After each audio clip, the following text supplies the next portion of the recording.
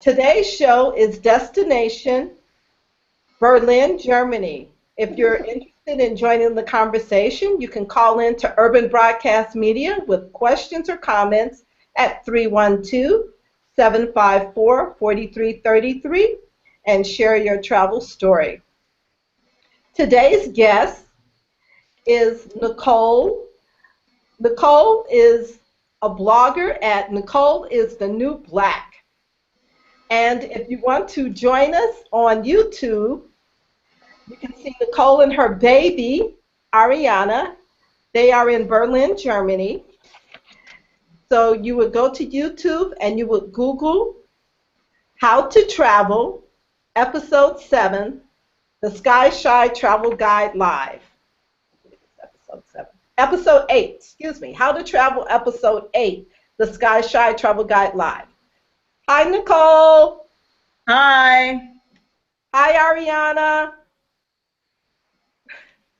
Her baby is adorable. So get on YouTube if you want to see the program. So I'm going to introduce Nicole. Nicole Blake is a storyteller currently living in Berlin, Germany with her daughter Ariana.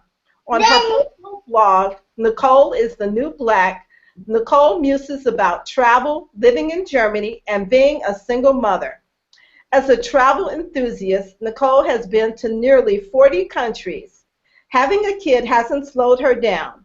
Before her first birthday, Ariana acquired 6 passport stamps and earned more airline miles than many adults.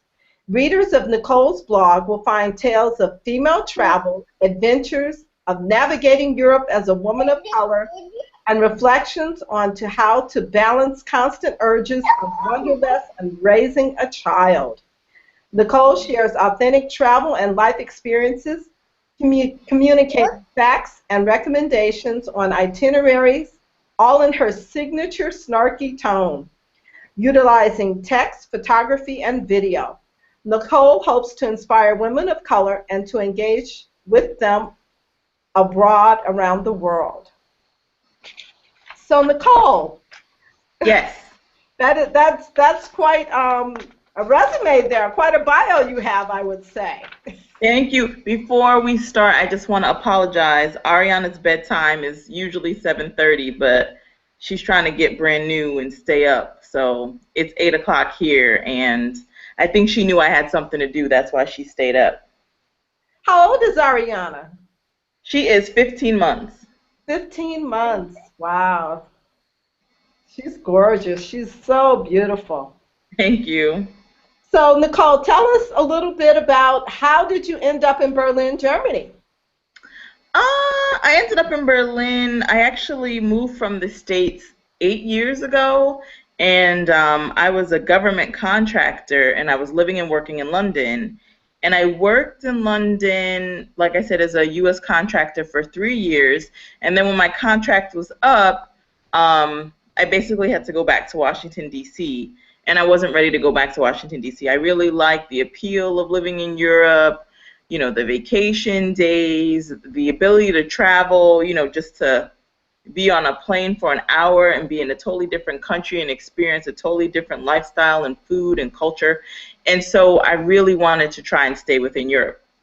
And so I looked around for similar jobs than the one that I had before, and I was able to find one in Berlin just by chance. And so I interviewed in a couple countries, but when I visited Berlin for the interview, you know, it was the one that spoke to me the loudest. And so I decided to move here 5 years ago for work. Wonderful, wonderful. And so, okay, so you moved there for work 5 years ago. So tell us a little bit, what is life like in Germany, in Berlin in particular? Well, life in Berlin, I mean, it's changed for me. You know, when I first moved here, I was single, or I was in a relationship, and then we broke up, then we got back together again. This is Ariana's father. And so it's changed for me. I've lived in Berlin while I was in a committed relationship. I've lived in Berlin while I was single, and now I'm living in Berlin as a mother. And so it really depends on, you know, what year of my life you want to talk about. But I mean, Berlin for the young single person is great. The lifestyle is amazing. There's tons of places to go out, clubs that are like world renowned. For the culture enthusiasts, there's tons of museums, lots of art, the Philharmonic. For the foodie, there's a great food scene here as well. Anything from vegan to any type of dietary restrictions you may have, you will find a restaurant dedicated to that in Berlin. It's very international as well as far as cuisine. As a parent, it's phenomenal. I mean, there's a huge network of moms here. In Germany, the parental leave is very generous. I was off of work for 14 months, and I received 70% of my pay. And so I was able to travel with her a lot and go to home for an extended period of time so she can get to know my family. What else? I mean, tons of, Wow. there's So like, you worked for 14 months and then you got an extended paid leave with 70% that allowed you to travel? no. Well, the parental leave is 14 months to split between both parents, and you can get 70% of your salary. If you're a single parent like I am, you get 14 months all to yourself, and you still get it at 70% of your salary. And so what I did was, as soon as she got her passport and a couple vaccinations, we started traveling. Um, and just So tell me, because. Nicole, what countries have you guys visited then? What 6 countries has Ariana Oh, visited well, I mean, already? it's not, I mean, she gets a passport stamp every time she enters, the U.S. and enters Germany. So we've been to the U.S. 3 times, but in the U.S. we visited New Jersey, New York, Maryland, D.C., Atlanta, Boston. We've been to Denmark. We've been to Sweden. We just came back from Stockholm.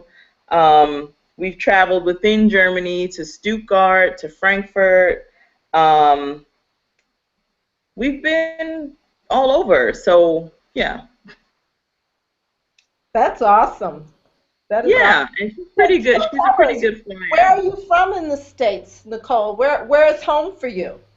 Well, home for me is New Jersey. I was born in Jamaica, but my family came here when I was really, really young, so I don't remember it. I don't have an accent. I'm pretty much American with like a Jamaican upbringing. And so I grew up in Newark, New Jersey. Yeah, I grew up in Newark, New Jersey, and hold on, sorry. Grape. I grew up in Newark, New Jersey. I went to school in upstate New York, and then I lived in D.C. I lived in Lexington, Kentucky for a while, and then so I did, Rochester, and then I did Lexington, Kentucky, and then I did the D.C. metro area, and then I moved to London, and then I moved to Berlin. So Wow, wonderful, wonderful. And yeah, so, how old is Ariana? she's 15 months. 15 months. And so, hmm how was it having a baby in Berlin? Well, I What don't was have that? much to compare it to because she's my first and only child, but I would say, the language barrier, it was challenging. But I did have a doula, which is like a birth coach, and she spoke perfect English and was able to translate for me. I can say, since it's social health care, I didn't pay for much. I think I paid for $40 the entire pregnancy, and that was for some optional testing. But I got no bill from Wow. the hospital. I mean, and she was 10 days late. I had to have a cesarean because they tried to induce me and it didn't work. And I was in the hospital for 5 days after she was born, and I didn't get one bill, nothing. So That's some fantastic health care then. $40. yeah. I mean, you contribute to it with your salary. Um, you know, the taxes are pretty high compared to the States, but it includes your health care and all sorts of, you know, pension insurance and accidental insurance and things like that. Wow, that's fantastic. That's fantastic. So, have you had visitors from the U.S. Oh, yeah. I come to mean, I've Berlin? been in Germany for 5 years. And, you know, my mother, before the baby was born, she used to come every year for our birthdays because we both have birthdays in October. But now, since the baby's here, you know, the pressure is for me to go over to the States so everybody can see the baby. Um, but, you know, my brothers, I have two brothers. The youngest has come here, my grandmother, my mom, tons of friends. You know, I utilize my spare room all the time because there's tons of guests that come through. So I've had a lot of family, a lot of friends, and then after having the baby, please, this baby within, you know, the first year of her life got, I mean, maybe 30 different visitors. So Oh, wonderful. yeah, Okay. yeah, we get a lot of visitors come through here, and it's great because, you know, Europe can be expensive on the American dollar, and so it's great to come and visit if you have a friend that already lives here. So basically, you just, you know, foot the bill for the flight, and then you can stay here for free. Wonderful, wonderful. That's great. And so I hope they brought lots of presents for Ariana too. Oh, she has more than she's a mess. She's a mess. I have don't have to buy clothes or, you know, toys or anything because people are always giving her stuff. Huh? So tell us, what sites do you recommend that people visit in Berlin? What What site? site? Well, like I said, there's a lot to see and do in Berlin. So, you know, if you're like a history buff, you know, Berlin is so rich in history and it has like a really, you know, dark past because of, you know, World War II and the Holocaust, and it was, you know, it was devastated by the Holocaust. And so, um, you know, and then the Holocaust, and then, you know, the Berlin Wall is also like an iconic symbol of the city. So there's tons of memorials. There's a Holocaust memorial that's definitely worth seeing, and then there's like a museum underneath that. It's basically a like concrete columns of like varying length, and they don't really say anything on top, but they just represent the victims of the Holocaust. And then when you go underneath them, you see actual relics and artifacts that they have from people's homes that were just basically taken. And, you know, it shows you diaries and, you know, clothing and stuff like that. So it's a really great monument. And the symbol of the city, I would say, is probably the Brandenburg Gate. You should definitely see that. Um, there's still pieces of the wall throughout the city, but the longest stretch of the wall is at the East Side Gallery, and basically that stretches. I forget the length of it, but each segment has a mural from a different artist, and some of the murals are just breathtaking, and usually in some way are a tribute to you know, the Berlin being a divided city and some of the victims that were lost trying to escape the wall in East Germany. So, and there's tons of tours you can take, basically walking the path of the wall, seeing where people used to live, how they used to live behind the wall. There's, you know, the DDR museum. Um, it What is really the DDR museum? What is that? The DDR Museum is basically like it's almost like a time capsule, and it shows you how people lived in East Germany before the wall came down, because, you know, East Germany was basically blocked off from the rest of the world, and so things were just different. Like even grocery stores, you know, they could only, you know, they only could, you know, do like trade with other communist countries. So, you know, there would be a lot of coffee from Cuba, but I mean, you couldn't find like a mango or, you know, uh, things like that. Like sometimes you can only get, I think it's bananas like twice a year, Christmas and like another time. So, and it's really interesting to see the bathrooms, and, you know, they had their own separate money. It was really a separate state from the rest of, you know, Germany and the rest of the world. And so it's cool to see how life was different and how people that, you know, lived in the same country were basically lived in two totally different, you know, ranges, you know. So what else is good in Berlin? You know, like I said, you can do the Philharmonic. Hey, thank you.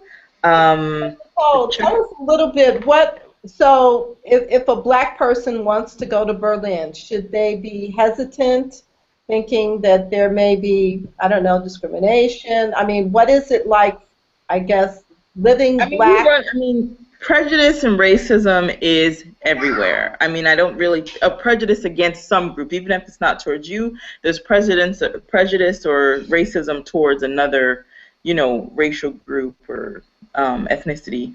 So you can't really escape it, you know. But I would say in Berlin, there's definitely places that, as a black person, I would stay away from.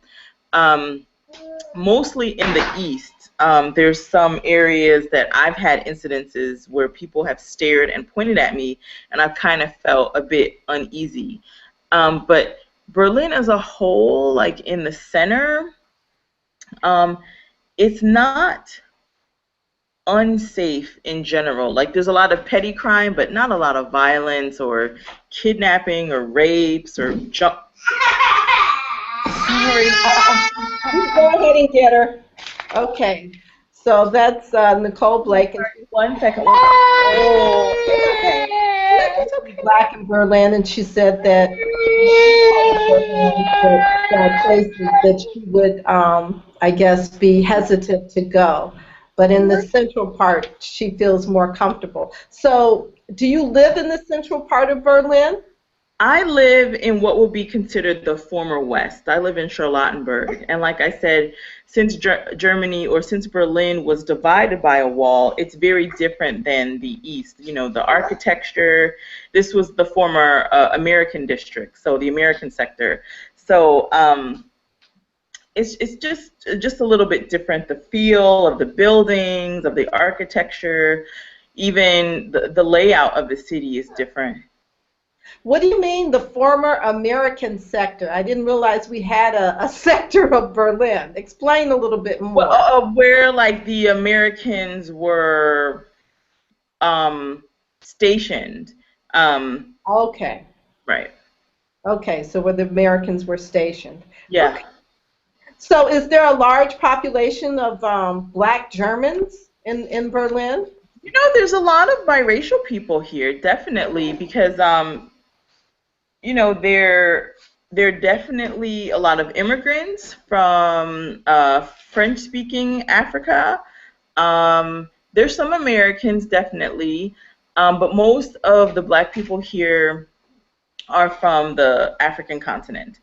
And then you have tons of people that are biracial with that are mixed with African and even American because there were American soldiers here for such a long time. So you have mixed people that way as well. So So from the war, we left children. yeah, actually there's an interesting documentary. Hey, stop. There's an interesting let me come get her. There's an interesting documentary and I forget what it's called, but basically what happened was when black American soldiers came here, you know, some of them had relationships with German women and produced these biracial children, and some of them were in small villages, and this was, you know, years ago. And so there was like a woman who wanted to then remove these children from these German homes, from their white mothers, and send them to America to place them with black parents. And the group is called, I should have researched this beforehand. Wow, no, I don't think I've ever heard this. That's Really? amazing. Really? No. And then there was a documentary about these people who kind of felt displaced because some of them didn't know, like they had no idea that they were part German. They were just kind of taken because like one woman, like she almost didn't have a choice to, you know, give her child to this woman because she lived in They like a small actually, village, they and the actually sent the kids to the States. They actually went through with it. They yeah, yeah. actually did that. They gave them to sometimes fellow military families, and then those families went to America. Ariana, really? Wow, because I saw on Facebook recently there's an actress named Samantha Shaw, and she went to Europe and she found her, I think it's her grandmother who's German, and she looks exactly like her. I think she was. I remember there was a famous actress who was one of these children. That is And they're incredible. called so and so's children, which is the name of the woman who kind of orchestrated this. And I think it wasn't on the up and up. There might have been like exchange of money, or it really wasn't as innocent as you would have thought. Like some good Samaritan, like, oh, these children are black and they won't really survive in Germany, which is a fair point given the time and sometimes the location of where these people lived, but it was still kind of messed up not to tell these children about their past and just kind of uproot them and take them off to America. So, Wow, that is a phenomenal story. Okay. but this, Well, I mean, this wasn't recent, you know what I mean? This didn't happen to them recently. This happened, I mean, the people are like, I think in their 60s or 50s now, the children. Hey. all the children are in their 60s, so she's Yeah, probably a yeah. This didn't descendant. happen like in the Okay. 90s or anything. Okay. All right. Hey, Ariana. She She's made it. hanging with. She's really showing out tonight because now she pooped, and normally Okay, this well, we're might be gonna let you go, Nicole. no, but seriously, this is TMI. But she normally doesn't poop past 6 o'clock, so she really is in rare form tonight. Oh my goodness. Did you have any more questions? No, you go ahead and take care of Ariana. I appreciate you taking Say time. bye bye, Ariana. Look, Ariana, say bye bye. Say choose, Cheers, Ariana. choose. Cheers. Cheers, Blow kisses, Nicole. blow kisses with your stinky butt. Blow Mwah. a kiss. Ciao. Ciao, choose. Bye. Bye. Oh, there you guys go. Okay, got one more selfie in there. Thank you. Okay, so that was Nicole, the new black. Nicole is the new black, and she lives currently in Berlin, Germany. If you want to find out more information about Nicole Blake, you can go to her blog, Nicole is the New Black. She also has a very well-followed YouTube channel, which is also called Nicole is the New Black. And you could go there, and she has videos on having a baby in Berlin, Germany, what it's like being a mom, a woman of color in Berlin, Germany as well. So check out Nicole Blake. Nicole is the New Black. That is her YouTube channel and her blog, and you can also follow her on Twitter as well. So her interests include natural hair care, plus-size fashions, and crafting. And those are some of the topics that you will find on Nicole is the New Black at YouTube.